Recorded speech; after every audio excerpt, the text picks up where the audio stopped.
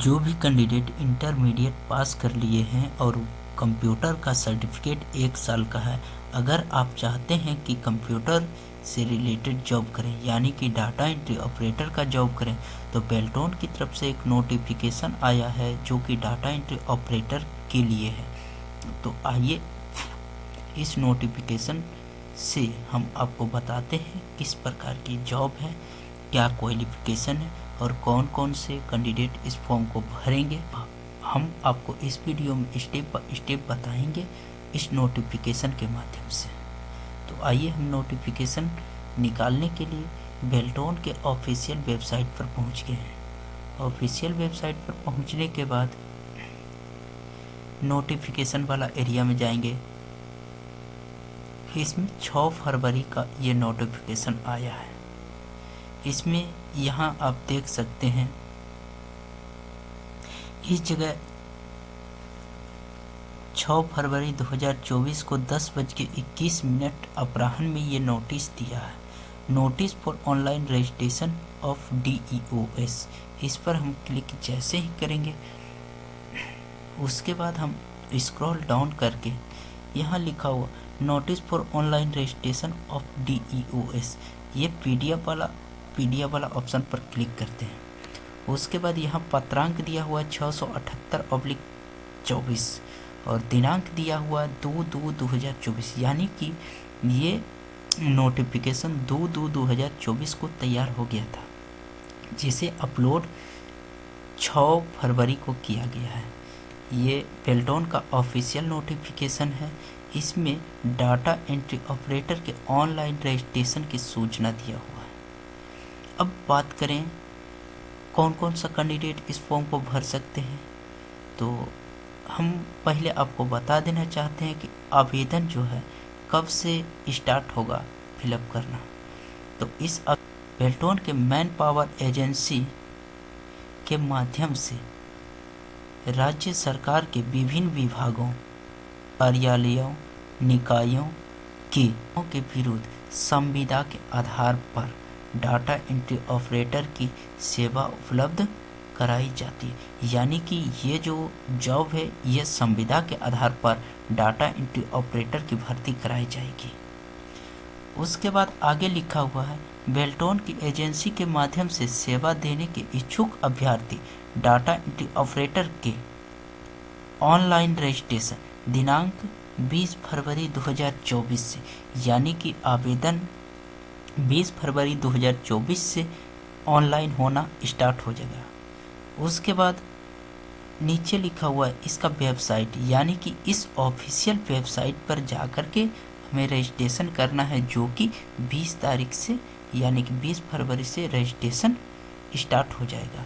अब इसमें शैक्षणिक योग्यता की बात करें तो शैक्षणिक योग्यता है 12th पास है, यानी कि 12वीं पास है और उससे 1 वर्ष का कंप्यूटर कोर्स का सर्टिफिकेट, यानी कि जो कैंडिडेट 12वीं पास है और 1 साल का कंप्यूटर कोर्स का सर्टिफिकेट है वही इस फॉर्म को भर सकते हैं। और साथ ही साथ कोर्स के साथ हिंदी या अंग्रेजी टाइपिंग का अनुभव रखने वाले अभ्यर्थी, यानी कि जिसके पास कंप्यूटर का 1 साल का सर्टिफिकेट है वो भर सकते हैं। जो बिहार कौशल विकास मिशन द्वारा 400 घंटे का सर्टिफिकेट है वो भर सकते हैं। DEO domestic data entry operator, ये सभी लोग इस फॉर्म को भर सकते हैं। अब बात करते हैं उम्र सीमा की। उम्र सीमा आवेदन करने की अंतिम तिथि को न्यूनतम 18 वर्ष एवं अधिकतम 59 वर्ष। ये डेट 18 साल से ऊपर एज का है वो फॉर्म भर सकते हैं और 59 साल से नीचे का उन्हीं लोग को अलाउ है फॉर्म भरने का। अब बात करते हैं परीक्षा शुल्क की। परीक्षा शुल्क केवल बिहार राज्य के अनुसूचित जाति, अनुसूचित जनजाति के लिए 250 रुपये, यानी कि बिहार राज्य के अनुसूचित जाति और अनुसूचित जनजाति के कैंडिडेट के लिए 250 रुपये का पेमेंट लगेगा।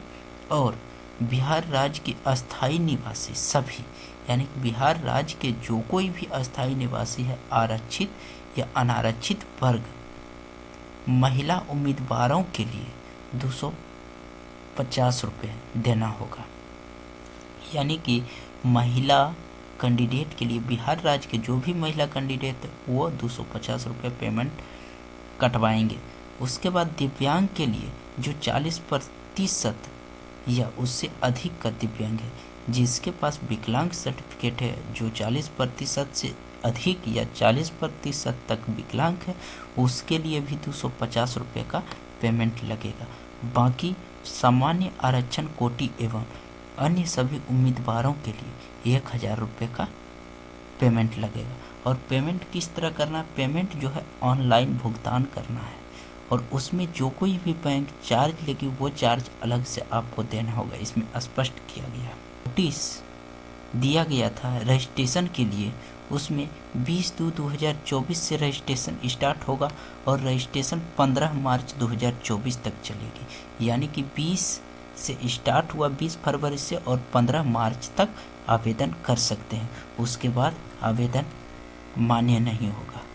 अगला है परीक्षा का सिलेबस।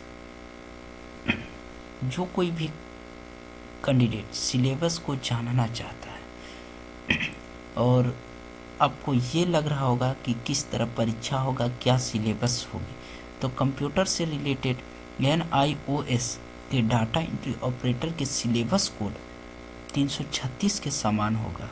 सिलेबस निगम के वेबसाइट पर उपलब्ध है। यानी कि किस सिलेबस से एग्ज़ाम होगा ये कोड संख्या 336 के समान होगा। अब इसमें बात करते हैं कंप्यूटर आधारित MCQ मल्टीपल चॉइस क्वेश्चन।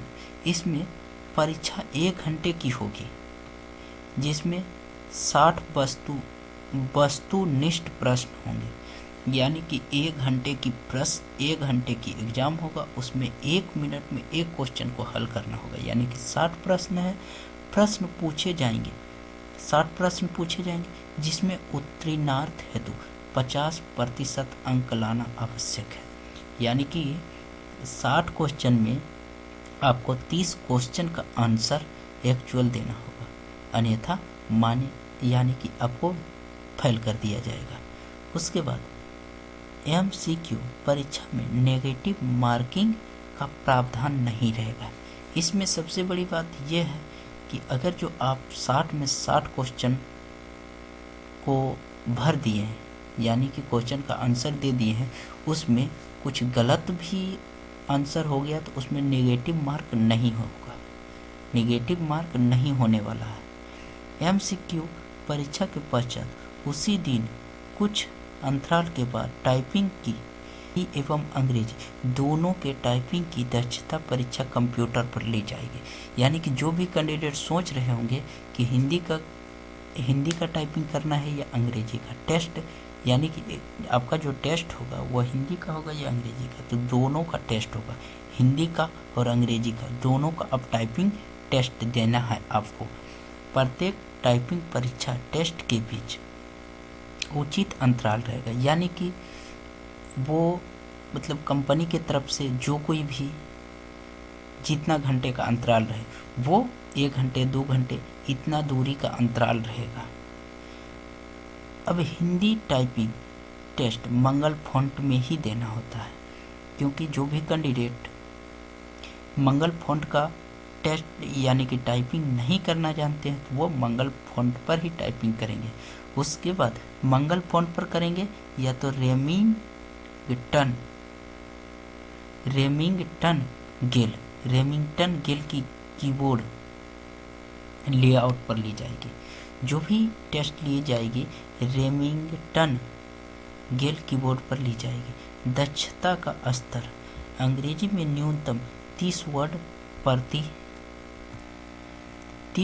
प्रति मिनट, यानी कि 1 मिनट में 30 वर्ड टाइप करना है, जो कि करेक्ट वर्ड होना चाहिए।